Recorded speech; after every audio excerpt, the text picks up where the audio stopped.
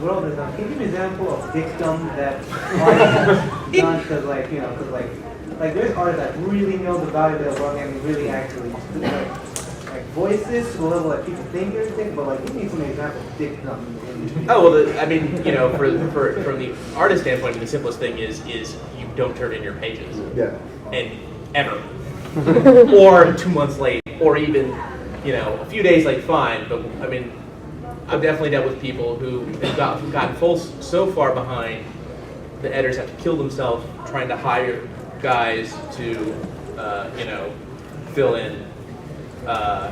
Mimic their style. Yeah, mimic their style. And it's an extra expense for the company. I mean, that's sort of the most obvious thing. I mean, it's really no different than any other job. If your boss tells you to do something and you don't do it, I don't know why you'd be surprised if you get fired. I mean, it's just it's like any other job. If you just decide you're not showing up for like 3 days in a row, that would get you fired on any other job. You have to apply that to this job too. You just can't be in radio silence for however long or not turn in pages. That's not cool. Just because we work from home doesn't mean we can't no call, no show. You've got to be in contact. Life is showing you that. And that part's difficult. I mean, that's probably one of the hardest parts for me is getting up in my house every day. If my girlfriend's there, if a friend is calling me, you're at work, and you have to. You have to treat it. Yeah, you have to wear pants. That's the part that maybe you do. Yeah. You don't have to wear pants. That's the part you don't have to do. But yeah, nobody can help you with the self-discipline part. That's all gonna have to come from you. Yeah. Question. I have a question for you guys. How do you guys? You said about breaking in and staying in the industry, and I applaud all you guys. I mean, all some great stories, inspiring and action. How do you stay motivated? I mean, what challenges you? I know, Khoi, you said, keep changing your work and so forth, but what do you use to keep challenging you from each of you? I mean, I'm sure it's different for each of you. Well, I make Steve drive no less than 2,000 robots.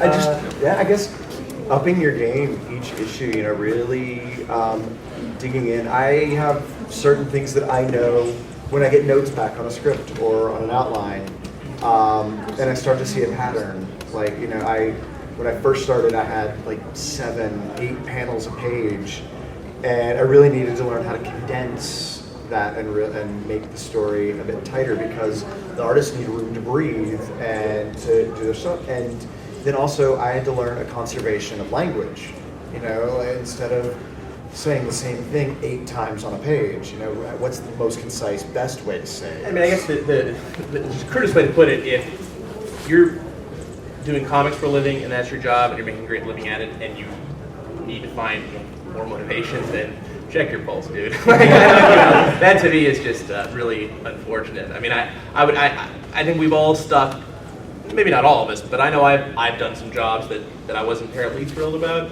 but there's always that next job on the horizon, and to me it's always about moving forward.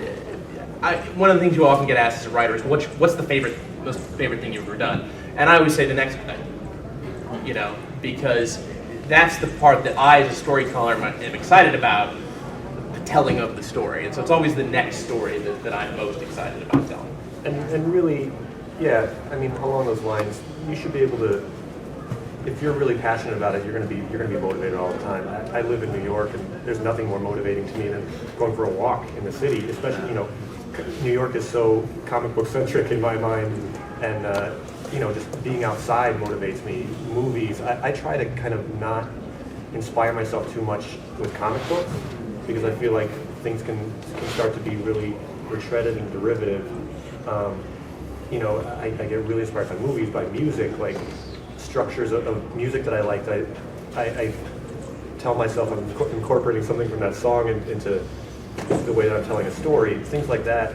Look for inspiration consciously in other things, I think, and I think that makes work fresher too.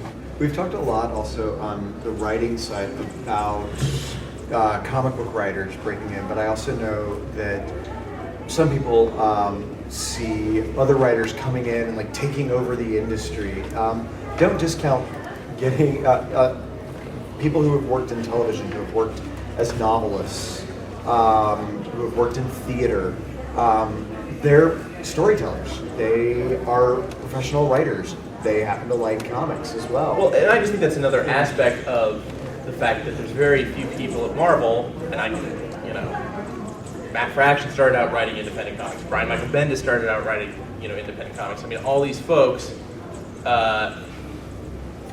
even if you're seeing guys who are novelists or TV writers, don't forget the comics writers all wrote something else. It all comes down to, here is a novel, I'm Jeff Loeb, and here's Teen Wolf. Here's something that I've written that I can show you that I've done that proves that I can do the job you want me to do.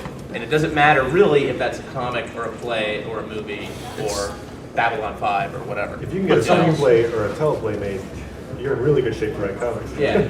Or in New York, you've got even an off-Broadway show. That's how Roberto Aguirre-Sacasa broke in. So somebody went to a show of his, and it had a very superhero element, but a human element to it. And they worked at Marvel, and they really liked his stuff, so they contacted him. So. In a weird way, it becomes less about wanting that comic book job.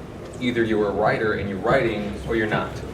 Exactly. You are, because even you asked about motivation, even for an artist, I consider motivation a complete, it's for my ego. It's a luxury.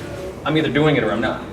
And in doing that, you're going to get that work. You're going to get that job. It doesn't go the other way around. If it's about motivation, about the art side of it, like we're calling it art, but I can't look at it that way because to me, by making art, I'm looking to be inspired. I'm looking to express myself in this way or the other way, and that's so not what this is about. If that happens in some shape or form, awesome. But that's not what it's about. It's about doing it.